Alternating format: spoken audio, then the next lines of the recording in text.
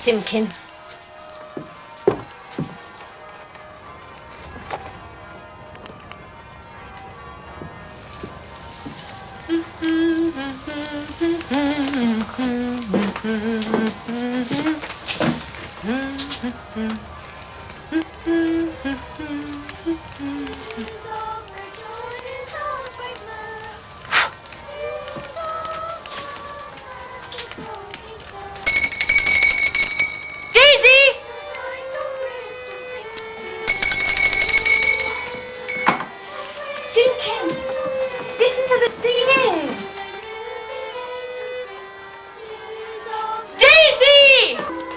Daisy? Yes, sir.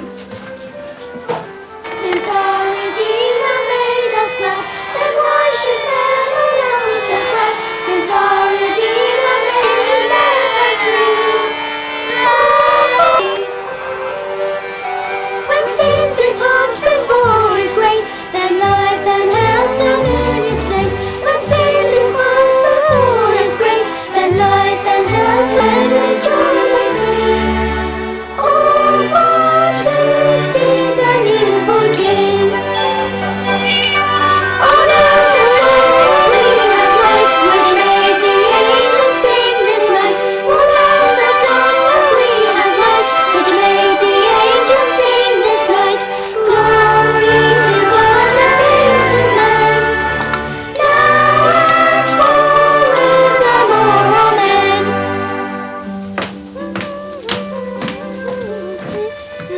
I never knew you had such a sweet singing voice, Daisy. Yes, sir. I must send that letter to Frida. She is so very fond of fairy stories and has been ill. So a new tale that nobody has ever read before will certainly cheer her up. My dear Frida, because you are fond of fairy tales and have been ill, I've made you a story all for yourself. It is all about an old tailor who lived in Gloucester. Knitted coats with flowered lap waistcoats of... Just like the mayor's. Magnificent! And rosebuds. Oh, but the buttonholes are the greatest triumph. The stitches of those buttonholes were so...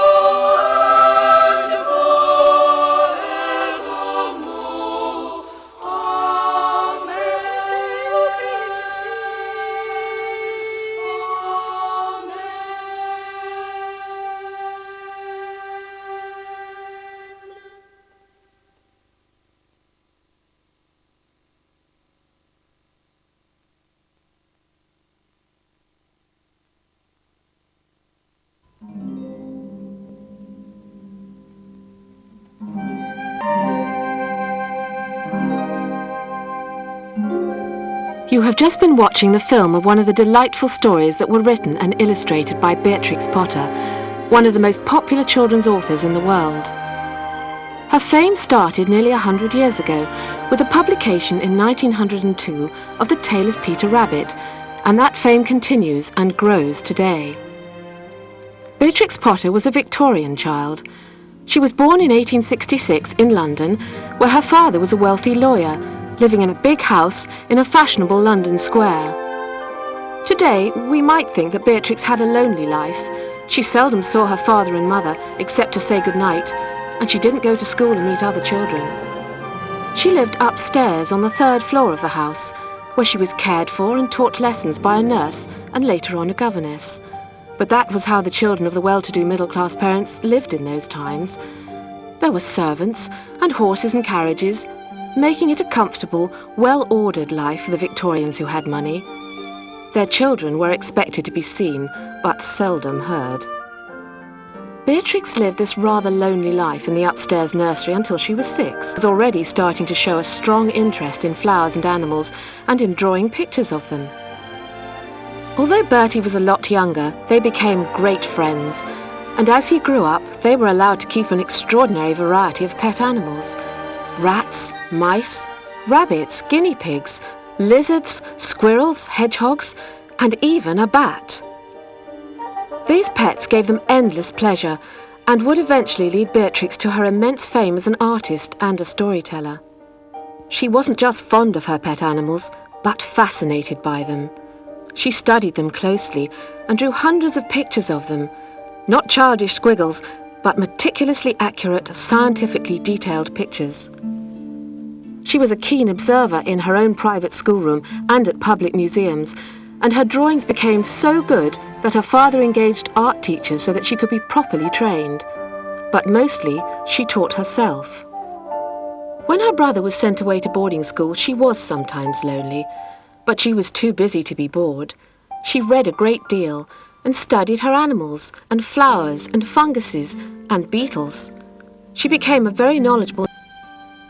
Beatrix found her mother somewhat cold and distant, but she was fond of her father and shared many of his interests. The whole family went on holiday regularly to the country together. Every summer they would spend as much as 3 months in the suitably big kind of house that Mr. Potter always rented. They must have made a pretty impressive spectacle, the family, their entourage of servants, and piles of luggage. Beatrix always took her pet animals away with her, even on trains. The immortal Benjamin Bunny was taken as well, on a lead. Mr. Potter was a very keen and gifted photographer, using a delayed time switch when he wanted to be in the picture as well. Everybody had to sit absolutely still, which... The family took their summer holidays in Scotland every year until Beatrix was 16. Mr. Potter then made a change that was to have a profound effect on Beatrix's life. He chose a truly grand castle on the shores of Windermere in the English Lake District.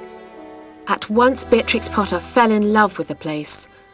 That love was to last and inspire her throughout her life, so that she dedicated her last 30 years to the preservation of the Lake District for the children of today.